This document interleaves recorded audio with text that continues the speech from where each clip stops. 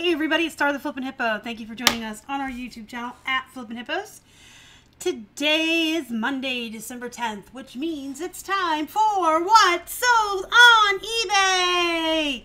You guys, it has been stellar. Ever since Thanksgiving, things have just been picking up. It's like we turned a corner. The first part of Q4 was kind of disappointing. Not even just kind of. The first part of Q4, actually the first weekend blew in like a hurricane and sales were out of this world, and then it was disappointing. And then it was just kind of meh, where things should be, I guess, if it was any other time of the year. And then whatever happened after Thanksgiving, people's wallets opened, that shopping mindset kicked in, we turned a corner, and sales have just been amazing. And if you can't tell, guys, I absolutely feel 100% better and like a human again. So that's a positive as well. So I'm going to quickly go through and just show you the photos from last week of all of our packages. And then I will show you the highlights of the week. I have quite a bit to get through, so I'm just going to keep going and kind of talking pretty fast because I don't want to hold you guys for too long. So you can see here that last Monday we had 23 packages with 25 items sold go out the door, 21 sales on eBay, 3 on Poshmark, and 1 on Amazon. And so that was like the best weekend we had had in a long time. And then on Tuesday we had 11 packages, 10 eBay sales and 1 Poshmark. For Tuesday, that is pretty that's pretty good. That's actually really good for a Tuesday. Tuesday is typically our slow day. And then the post office was closed on Wednesday to honor President Bush. And so on Thursday, we did have a larger pile. We had 15 packages, 16 items total in those packages, 13 eBay sales and 3 on Poshmark. Of course, that was for 2 days.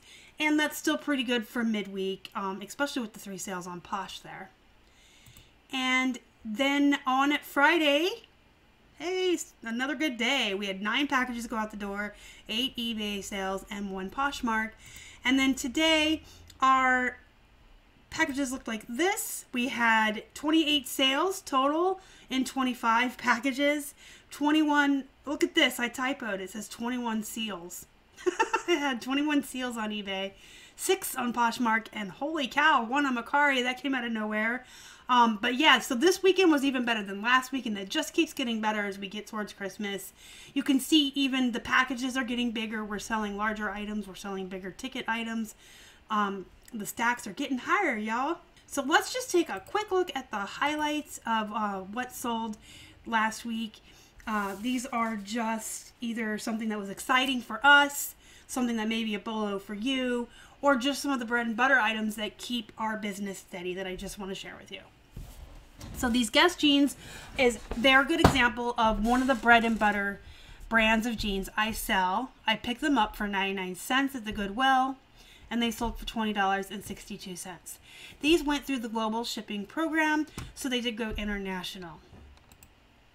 These Pepe Jeans, again, it's just like a run-of-the-mill brand. I will only pick them up if I find them for 99 cents. I do pretty well with them. They move pretty good for what they are, and I like try to find them more unique with these patches and these bling here. Anyway, I took a best offer of 25 for these. These are Coogie jeans. I got these for 99 cents at the Goodwill. They are stonewashed. They have fancy buttons and some bling. They got a lot going on for them. And I sold them for $23 was the best offer I took for these. So we're stuck on this window. I don't understand. Anyway, I took a best offer of 23 on those.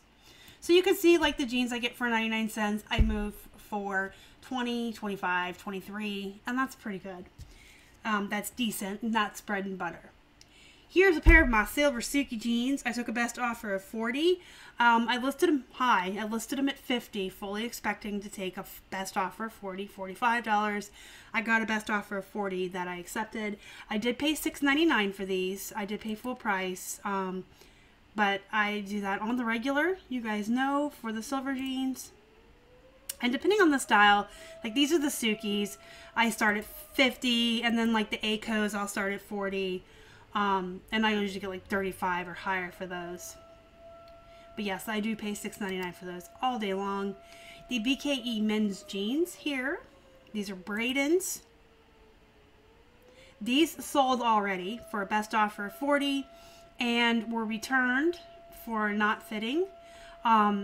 We do not do free returns on our jeans because we do free shipping on them, and they do go in padded flats. So we don't do the free shipping and the free returns. It would just be too much out of pocket. So the buyer did pay to return these to us as they didn't fit him. But then they resold for the full price of 50. So you guys that have been around for a while know that I love the BKE men's jeans. Men's specifically.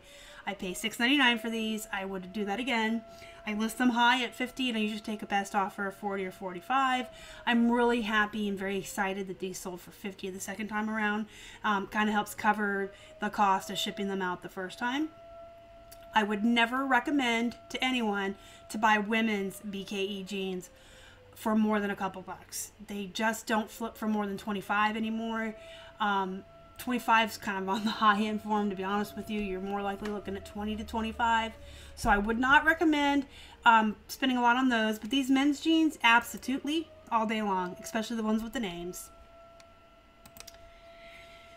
Coogie, more Coogie. This Coogie shirt sold for $28.50, and Keith picked it out. It was full price at $5.29 at Goodwill. This one's kind of nice. It is nice. Not kind of. It's nice. It's a nice plaid shirt with the little patch there and everything. Here we have a Robert Graham red and black striped long sleeve sweater. This came with the inventory that we received from my friend Colette. So there was no cost out of pocket for us. And it was missing its material tag, so Keith listed it at a lower cost, or a lower price point than if we had known for a positive what the material was, because this could have been wool or cashmere, you know, something more expensive. But because it was missing the material tag, we just listed it. I think he had it at 25 and it was on a sale. So they paid the $20.62 for it. No, they did not. They sent us a best offer of 20. I remember that now, because we kind of laughed. They sent us a best offer of $20 on it, and we were like, sure, you can have 62 cents off. It was probably someone that's like me that just likes even numbers for their checkbook register or something, to keep track of stuff.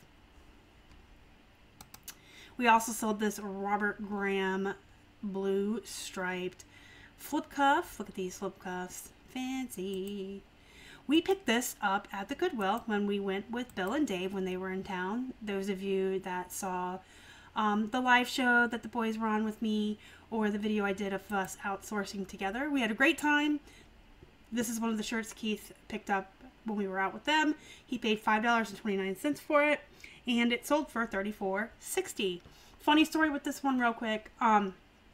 We actually got a really low best offer on it for like 20, and we countered it, and then it just immediately sold for full price. So you know how I'm always telling you guys, even if it's a lowball offer, even if it's an offensive offer, just counter at 10% off or whatever with a message. I say or whatever, because sometimes we do less than 10% off. If they come in really low, we'll just, on something like this, we would have said $34 if they came in real low. You know what I mean? But I'm always telling you guys, even if it's a lowball offer, send a counter back, because it does push your item up in the search engine rankings. It makes it seem more desirable to Cassini, so it will get a push, and a lot of times someone else will swoop in and buy it full price. It could be because it got the boost in the search because you countered, or it could be that somebody was watching it and saw that somebody else offered on it. But either way, if you get an offer, even if it's offensive, just thank them for the free boost in search engine rankings and counter, because this sold for full price almost immediately after we countered. Those of you that were watching the live show last night, I showed this one off when it sold. This is just a red handkerchief print. This reminds me of the handkerchiefs my grandfather used to carry around. It's a brand I've never even heard of, but it was only 99 cents and it was a denim coat and it was kind of unique and different. And it's been sitting around for a couple of months. I knew that I was going to have to wait for the right person to come along because this is a pretty wild print. And I had to wait until the one person who was willing to pay $22.27 for this came along, and they finally did. Alright, we're getting into the plush. This elephant was free to us, no cost, last summer. He was thrown in for free. We bought out a woman's complete entire collection of Alice in Wonderland teapots and collectibles. Some of you might remember some of those. And I had him in my hands too, and she just kind of took them from me and put them in the box, no charge, because we had bought so much else from her. And then he was one of the plushies. I'm sorry if you've heard the story already, but he was one of the ones that we put in drafts because we were going to retake his photographs. He used to have like a really bad wooden background. Drafts got deleted and he got kind of stuck in a death pile and hung around for almost a year. He's been back in the store for about a month, and then he went for $10. Here's Clifford. I believe this may have been a Clifford that I showed off in a haul video with Wade from Wade's Ventures. I can't remember if it was when I was on his channel as a guest or we had our big plushie head-to-head challenge. I'm pretty sure I had a couple of Cliffords both times. He may have been one that I showed. He had some damage though. You guys can see here his collar is messed up and then his eyeballs are scratched up. I believe he was 99 cents if I remember correctly. And he went for $11.25. This Boyd's Bears is so cute. Look at him. I'm gonna make him big. Isn't he cute? It says, "Be naughty and save Santa a trip." He is just so adorable. He's very small as well. I'll show him to you. It's like 8 inches. He was part of the big lot that we got over the summer where we came home with that giant box full of Disney Boyd's Bears and Hard Rock Cafe Bears. He was probably like 77 cents total if you figure out how many were in the lot and what we paid. And I took a best offer on him for $10. This is a Toys R Us realistic looking bunny rabbit. I'll show you the tag. He's Toys R Us, Animal Alley. The tag's kind of faded like this because sometimes the Goodwill likes to put their price stickers on the animal's tushy tags. And I take them off as carefully as I can, but sometimes it takes off some of the writing or the color. Kind of irks me. I wish they would just tag them, but they stick stickers on them. He is so cute. He was 99 cents, I believe. He may have been $1.99. He went for $18.75, and he weighed over a pound. But I didn't charge shipping. I was probably thinking I was going to put him in a padded flat rate envelope, but it was only going next door to Ohio, and actually sticking him in a box and sending him was a penny cheaper than a padded flat rate to go next door to Ohio. So he went in a box. He went to his new home in a box. This is a Disney Olaf. I believe I paid 50 cents for out of the cart. And if he wasn't one of those, I would have paid 99 cents. I wouldn't pay much for him. He is on the smaller side, and he's losing popularity. Plus, look, his hang tag's all messed up. I did let him go for $10. Here's a vintage Garfield. I believe he was $1.99 at the Goodwill. You see this? I'm starting to get so many animals I don't always remember. I know my price point though, so I know how much I would have paid. He is one of the vintage ones you can see here. My Gremlin I have has this same tag, and he's, you know, got the 1978 and the 1981 tag on him, and he went for $15. Feisty Pets. I had him in a haul video, a live haul video, you guys. That tuned in for that one will remember I was trying to figure out how you made his face change on the live show, and I figured out you squeeze him from the side, and then I was kind of playing around with him for a little bit. He's a narwhal. He's got a funny little tag here. He's really super cute. He did have some damage to his eyes, but that's okay. He was still cute. I had him listed for $25, intending to put him on sale for $20. And last evening, one of our sales ended, and before the next one started, he's sitting there at $25, and I got a best offer for $19. And I'm like, that's $1 less than he was going to go on sale for, so I accepted the $19.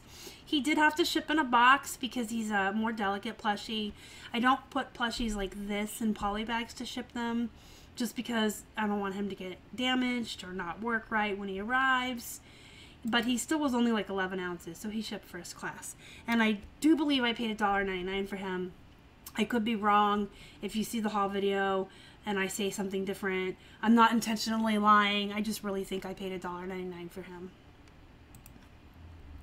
And this Kermit the Frog was also a gift to us from another friend, Frenchie. Way back when, some of you longtime viewers may remember, I met Frenchie for lunch and went sourcing with her, and she gifted me a trunk full of plushies that she had found at a yard sale that she went to, a mile-long yard sale or something. So thank you, Frenchie. Look at this. He sold for $35. Kermit the Frog is a definite bolo, you guys. If you could find the authentic original Disney or the really big ones, I had one that sold for $40 also several months ago. Kermit the Frog is a bolo. He comps really high. He sells really high. Now, he is long tail. He takes a while to go, but when he goes, you can get a good high price for him. So if you guys can find these Disneyland Kermits or the really big ones, there's some that are posable, for a couple bucks, pick him up. He is definitely worth it. Alright, this is a little shot glass. It's a moose. Look how cute he is. And he's holding a Vermont shot glass. This was 69 cents. It came from our Honey Pot thrift. That's how old it is. It was another one of our items we pulled down to retake photos of, and draft got deleted, and it got, you know, just kind of forgotten about upstairs on our glassware shelf until we found it and retook the photos and put them back up. Just in time for Christmas, we took a $10.50 offer on him. He went in a wee little box, first class.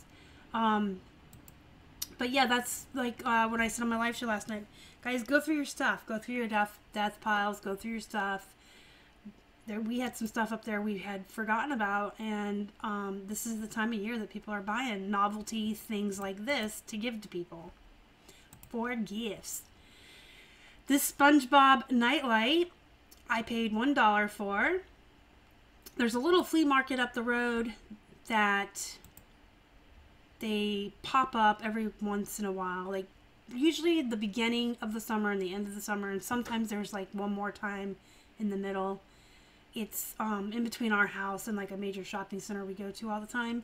And I never see advertisements for it or anything. We'll just be driving along. We'll be like, oh, hey, that flea market's back. And it's like this whole giant parking lot that they take over. And we always stop and have a look. I got some really cool M&M plushies there. And I got this and like my Big Bird Nutcracker. We found some cool things there.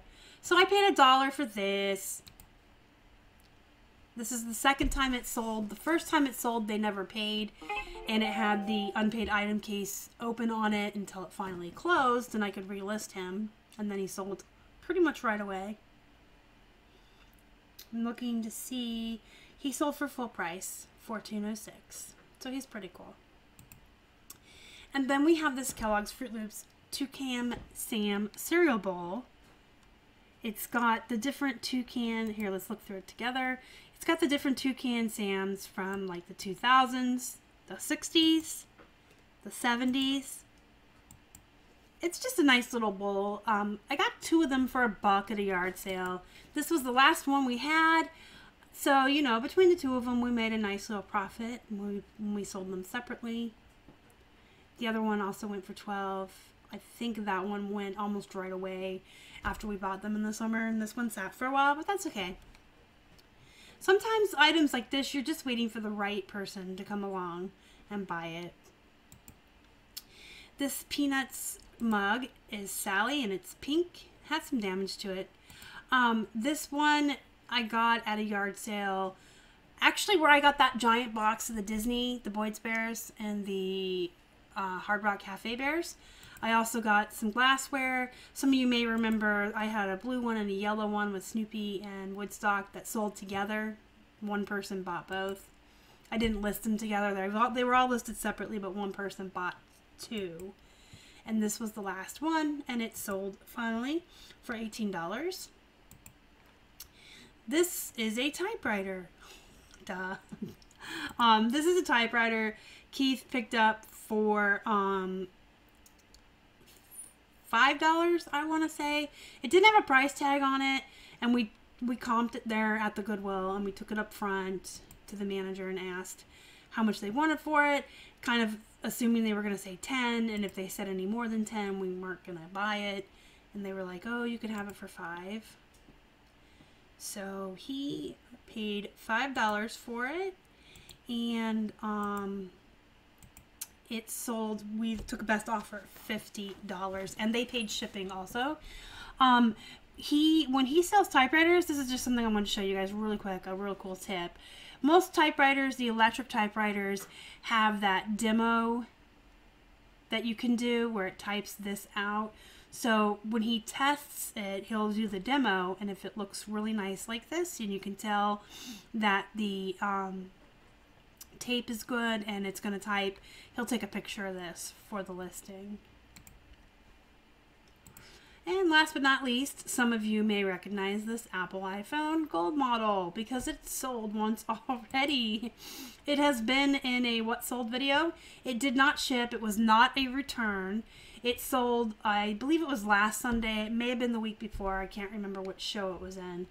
It sold, and it's another item where they never paid. So it had an unpaid item case opened on it, which sat around for the time that they get to pay, and then it closed, and I was able to relist it.